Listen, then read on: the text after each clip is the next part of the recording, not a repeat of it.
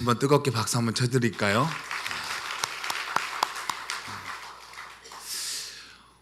오늘 마음에 근심 있으신 분 이 자리에 계십니까?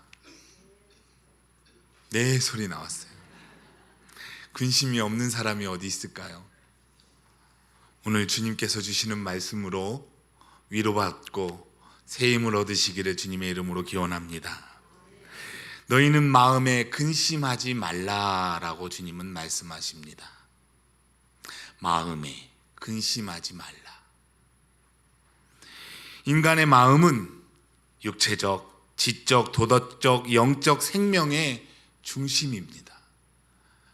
그 영적 생명의 중심인 그곳에 근심이 많다면 우리가 하나님을 믿고 따르는 믿음의 자녀로서 이 땅을 살아가는 데에 과연 올바르게 설 수 있을까라는 의문을 가지게 되지요. 그렇게 주님께서는 아마도 이러한 두려움과 염려와 불안과 근심 가득한 제자들을 향해, 우리를 향해 근심하지 말고 주를 보라고 말씀하십니다. 제자들은 그러했습니다.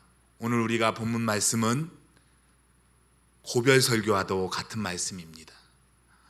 다락방에 모여서 주님께서 마지막 제자들을 향해 그 온 힘을 다해 그의 가르침을 교훈하시고 친히 왜 떠나가야만 하셔야 하는지를 다시금 가르쳐 주고 계시기 때문입니다. 그런 제자들은 불안했습니다. 근심 가득했습니다. 왜 함께했던 주님이 떠나가시겠다고 말씀하셨기 때문이지요. 이뿐만입니까? 제자 중 한 사람이 배반할 것이라고도 명하셨습니다. 제자 중 한 사람이. 신앙 공동체 안에 그 누가 우리를 배반할 것이라고 가장 가슴 아픈 순간일 겁니다. 이들은 눈동자가 흔들렸을 겁니다. 마음이 불안하고 초조했을 겁니다. 여기뿐만일까요? 수제자라 할 수 있는 베드로가 주님을 3번이나 부인할 것이라고 다시금 거듭 말씀하십니다. 본인은 아니라고 했지만 주님은 단호하게 그가 3번이나 부인할 것이라고. 그런 제자들 앞에 하나님을 믿으니 곧 나를 믿으라, 나를 믿으라 라고 믿음을 재차, 신앙을 다시금 강화시키려 하시는 주님의 음성이 오늘 본문에 있습니다. 믿음을 강화시키려 하신 주님의 그 간곡한 그 음성이 우리에게 들려지기를 바랍니다. 근심, 두려움의 치료제는 바로 믿음입니다. 믿음입니다. 그 믿음을 들고 일어설 때에야 바로 우리가 불안해하고 염려하고 초조하고 그 어둠에 갇힌 이 칠흑 같은 세상에서 한 줄기 빛 대신 주님의 음성을 듣고 나아갈 힘과 용기가 있어지기 때문입니다. 믿음이 무엇입니까? 예수 그리스도는 하나님의 아들, 성자 하나님, 그가 오신 성부 하나님과 동일한 본질을 가지신 하나님, 바로 삼위일체 되신 그 하나님이시라는 것을 고백하는 것입니다. 이는 권세와 위엄과 영광이 하나님과 동일하시다. 동일하시다. 그를 인정하는 믿음에 뒷받침되어야 합니다.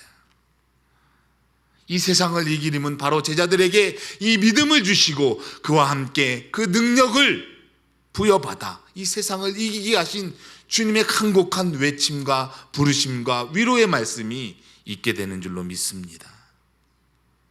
도마의 질문은 제자들의 생각을 대변하는 모습입니다. 주여, 주께서 어디로 가는지 우리가 알지 못하거늘 그 길을 어찌 알겠습니까? 마치 우리들이 주님께 묻는 그 대변인의 모습이라고 할 수 있겠습니다.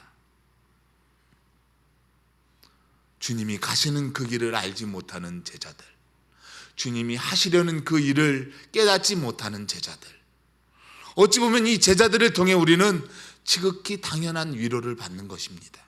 우리의 무지한 인생 가운데에 우리도 그러할 수 있다. 그와 같이 착각할 수 있다. 그런 생각을 갖게 되기 때문입니다. 아무리 똑똑하고 아무리 지적이고 아무리 고상하다 하더라도 주님의 말씀 앞에 서게 되면은 우린 한 점 부끄러울 수밖에 없는 죄인이기 때문입니다. 빌립에 주여 보여주소서, 오늘날 주님 보고 싶습니다 하는 자 많이 있습니다. 눈으로 보고 싶으신 분 계십니까? 만나고 싶지 않으십니까? 자기의 마음에 충족함을 얻고자 주님을 만나고자 하는 많은 무리가 있습니다. 이들이 함께 모여 결론에 도달하다 보면 다른 보혜사를 만나는 경우를 많이 봅니다. 다른 인간 보혜사, 2단, 3단, 4단까지 나아가게 되지요. 우리도 그러할 수 있습니다. 그래서 주님은 우리에게 경고하시고 우리를 채찍질하시고 다시금 실패했지만 넘어졌지만 일으켜 주셔서 하나님의 자녀답게 이 세상을 이기는 삶을 살아가도록 우리에게 힘 주시는 줄로 믿습니다. 눈으로 보게 해달라는 것, 이것이 다가 아닙니다. 유대인들은 이미 이들은 다 아는 내용입니다. 왜냐하면 영적 존재자를 죄인인 신분으로 만나게 되면 다 죽는다는 것을 이들은 아는 것입니다. 하나님을 만나면 어떻게 해요? 죽게 됩니다. 그래서 이 뜻을 우회적으로 돌이켜 본래적인 뜻을 들여다보면, 하나님, 이 말의 뜻을 납득시켜 주세요. 깨닫게 해주세요. 알게 해주세요. 하나님을 경험하고 체험해서 주님의 이 온전하신 뜻이 무엇인지 분별할 수 있도록 도와주세요라는 뜻을 가지고 있습니다. 그렇다 보면은 주님께서 교훈의 열매가 이 제자들에게 많이 있어야겠지만 적당하게는 있었던 것으로 보게 됩니다. 부족하지만, 연약하지만, 그러나 이들을 한층 더 성장한 모습으로 이끄시는 하나님의 은혜를 바라보면서 우리도 이 땅 가운데 하나님의 말씀으로 바로 설 수 있는 힘과 능력을 갖는 우리 공동체가 되기를 소망해 봅니다. 우리 삶에 가장 귀한 것이 무엇입니까? 예수 그리스도. 예수 그리스도가 무엇입니까? 그를 섬김이라는 단어를 빼면은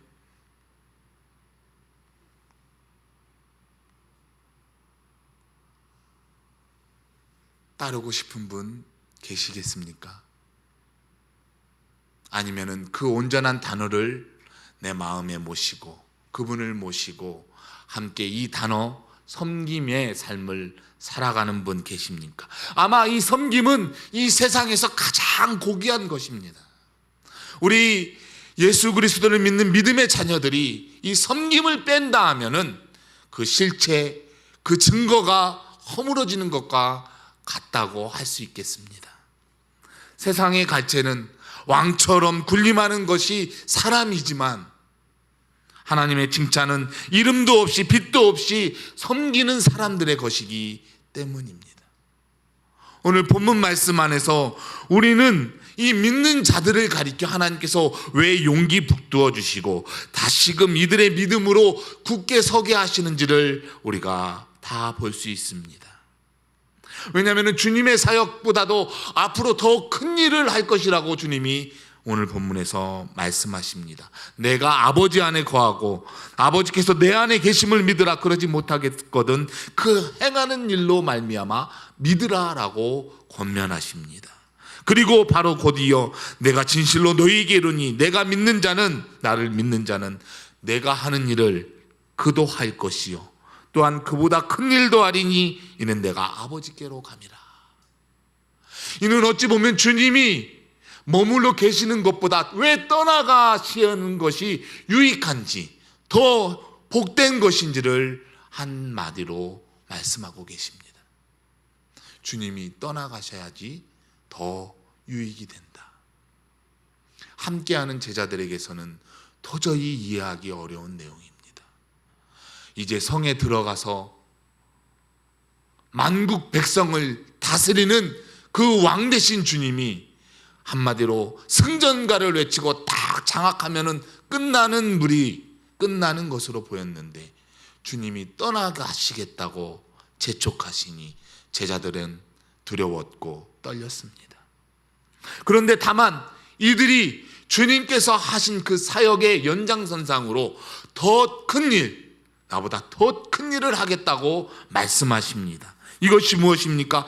예수 그리스도의 죽음 이후에도 사역에 계속 연장되어 가겠다라는 것입니다.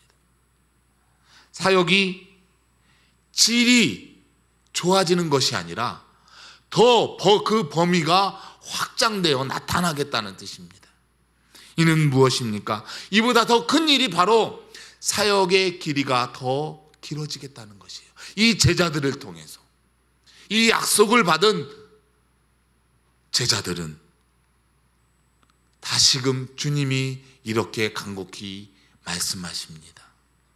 그들이 깨어 힘이 없거든, 나약하거든, 넘어지려 하거든 기도하라. 구하라. 내 이름으로 무엇이든지 내게 구하면 내가 행하리라 라고 말씀하십니다. 이는 제자들을 향해 그 사역의 범위의 길이가 길어질 뿐만이 아니라 필요할 때 내 이름으로 구하면 그 모든 일을 행하겠다고 말씀하시는 겁니다. 주님의 이름으로 구할 때에 우리 안에 큰 확신과 주님 나라의 큰 능력과 권세가 함께 하시는 줄로 믿습니다. 주님의 이름으로 기도할 때에 그 모든 난관을 극복하고 시련을 이겨내고 권능 있는 사역을 우리가 할 수 있게 되는 줄로 믿습니다. 이 기도할 때에 가능한 일입니다. 우리에게 기도하라고 요구하시는 겁니다. 복음의 적대적인 환경에서 기도로 해결할 수 있는 믿음의 사람들이 되어야 하겠습니다. 기도만이 이 모든 난관을 해결해 주십니다. 이는 결코 우리에게서 나타나는 것이 아니니 믿음을 바탕으로 선 주의 자녀들이 내주하시는 성령님의 역사로 우리가 말할 수 없는 탄식 가운데 그분의 사역을 감당할 능력을 갖게 하신다는 말씀입니다. 이처럼 큰 확신과 위로가 어디 있겠습니까? 내가 할 수 없을 때, 내가 포기하려 할 때, 내가 낭망하려 할 때, 내가 힘이 없고 쓰러지려 할 때 주님께서 나를 힘입어 다시금 세워 주님의 나라의 일을 감당하게 하신다는 말씀입니다. 그런 자녀들은 주님의 계명을 사랑해야 한다고 다음에 걸쳐 말씀하십니다. 내가 아버지께 구하겠으니 또 다른 보혜사를 너희에게 주사 그가 영원토록 너희와 함께하게 하시겠다는 말씀입니다. 이 보혜사를 주시는 의미가 무엇입니까? 오직 성령을 받는 자들은 어떤 일이 일어납니까? 예루살렘과 온 유대와 사마리아와 땅끝까지 이르러 내 증인이 된다는 겁니다. 성령을 받은 자들에게서는 바로 주님께서 행하셨던 그 권능이 뒤따라 나타납니다. 그리고 친히 아버지의 증인으로서 이 땅을 살아갈 일을 감당하게 하십니다. 이것이 주님께서 주시는 약속입니다. 그리고 떠나가시는 이유에 대해서 명확하게 말씀하십니다. 그가 진리의 영이니 앞으로 너희가 감당하지 못하는 것들을 친히 감당하시겠고 너희가 알지 못하는 것들을 친히 깨닫게 하시겠고 너희가 보지 못하는 것들을 볼 수 있는 눈과 귀와 입을 열어 하나님의 일을 감당하게 하시겠다. 이것이 아버지의 약속입니다. 이 믿음으로 우리가 이 땅을 살아갈 때 하나님께서 친히 우리의 장래 일을 책임져 주십니다. 그 나라의 믿음의 백성으로 서게 하시고 다시금 그 감동과 감격으로 그 하나님의 사역을 감당하게 하시는 겁니다. 내가 너희를 고아와 같이 버려두지 아니하시겠다. 다시 어떻게 해요? 주의 자녀들을 찾으러 오시겠다는 약속의 말씀 아니겠습니까? 그런 우리가 서로 이 땅을 살아가면서 주님의 일을 감당한다고 합니다. 주님의 은혜를 받은 자들, 은혜를 베푸신 자들, 은혜 받기 합당한 자들입니까? 전혀 그렇지 않습니다. 우리에게 거저 주신 그 은혜를 우리가 망각할 때가 많이 있습니다. 바울은 그런 우리에게 그리스도를 위하여 너희에게 은혜를 주신 것은 다만 그를 믿을 뿐만이 아니라 또한 그를 위하여 고난도 받게 하심이라고 빌립보서 1장 19절에서 말씀하고 있습니다. 고난도 받게 하시려고. 오늘 우리가 낙심하고 실망하고 공동체 안에 눈물 절절한 일들로 함께 아파하고 함께 기도하고 온갖 그리스도의 사랑을 나타내며 이 땅에 주님의 이름을 전하겠다고 모여 있지만 어찌 주님의 사랑으로만 뭉쳐 있습니까? 아닙니다. 우리 각 개인의 감정과 우리 각 개인의 판단과 그리스도의 안에 있지만 다른 각 개인의 삶을 가지고 나와 서로 엉키고 설키고 우여곡절 신앙의 고군분투하는 투쟁의 삶을 살아가고 있습니다. 이 현장에서 은혜 받은 자들이 그리스도의 고난의 참된 의미를 다시금 생각하고 깨닫고 알고 누리며 살아가지 못하고 그저 받은 은혜를 망각하고 우리가 스스로 버리고 가고 있다면, 흘려버리고 있다면, 떠나보내고 있다면 다시금 스톱! 멈춰 주님의 은혜를 부여잡는 믿음의 공동체가 되기를 바랍니다. 주님께서는 그런 은혜를 신자들이 순종의 삶을 살아가며 주님의 은혜를 뒤따르라고 요구하십니다. 이런 믿음을 다시금 세워주신 이유가 다시금 흩어질 제자들을 향해, 다시금 낙심하여 각자의 삶으로 돌아갈 제자들을 향해 간곡히 그 마가의 다락방에서 제자들의 신앙을 다시금 강화시키신 목적이라 하겠습니다. 우리는 주의 일을 하겠다 하며 많은 업적과 많은 일들을 이루어 가고자 합니다. 그때마다 따라오는 것은 주님의 사랑입니까? 아니면 다툼과 분쟁과 나의 명분과 나의 실리를 찾아 따라가는 모습입니까? 우리는 주님의 고난의 길을 걷는다 하면 이제는 그 모든 모욕과 희생과 상실감과 쓰디근 아픔까지도 감싸 안고 주님의 사랑으로 굳게 서는 공동체가 되어야 하겠습니다. 주님께서는 이러할 때 쓰디쓴 그 아픔의 현장 가운데 다시금 성령의 위로와 감동과 감격으로 충만케 하신다고 말씀하십니다. 우리를 세우시고 우리를 살리시고 우리가 이 땅 살아가면서 이름도 없이 빛도 없이 주의 일을 감당하는 믿음의 사람들로 세워주시는 도우심이 우리가 삶으로 나타내며 증거해야 할 믿음의 본입니다. 주님께서 친히 그러기에 합당한 사람들로 오늘을 살아가도록 우리를 내버려 두지 않으십니다. 삶의 현장에서 쓰디쓴 아픔을 경험했다면, 믿음의 형제 간의 배신감과 다름없는 아픔을 경험했다면, 공동체 안에 분쟁의 씨앗을 내가 어리석음으로 만들어 놓았다면 다시금 주님 앞에 엎드릴 때, 기도할 때 우리를 승리케 하시고 주님의 사람으로 굳건히 세우실 줄로 믿습니다. 십자가의 사랑의 핵심은 이처럼 자기를 돌보지 않는 것입니다. 오히려 자기를 주기까지 한없이 그 크신 은혜와 사랑으로 본을 보여주신 주님의 길을 걷는 것입니다. 다른 사람을 돌보지 않은 채 자기의 경건에만 목도하고 있다면, 달려가고 있다면 자기 안에 갇힌 어리석음이며 교만의 몫일 줄로 믿습니다. 이러한 길을 걸어서는 되지 않습니다.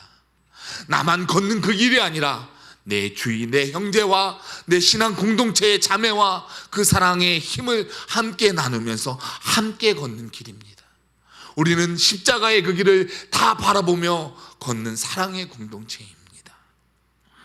오늘 이와 같은 말씀으로 우리에게 주시는 위로는 다시금 우리의 게으름을 깨우치고 우리의 믿음 없음을 다시금 주님 앞에 목도와 울며 불며 부르짖어 하나님의 믿음의 사람으로, 다시금 주님이 원하시는 섬김의 사람으로, 이 땅 믿음의 조상들이 보여주었던 이름도 없이 빛도 없이 걸어갔던 그 길을 다시금 걷게 하시는 주님의 음성을 듣고 위로와 치료와 새 힘과 능력과 권세와 우리를 장중에 붙으신 하나님의 능하신 팔로 다시금 세워지는 우리 진주문 공동체가 되기를 주님의 이름으로 축원합니다.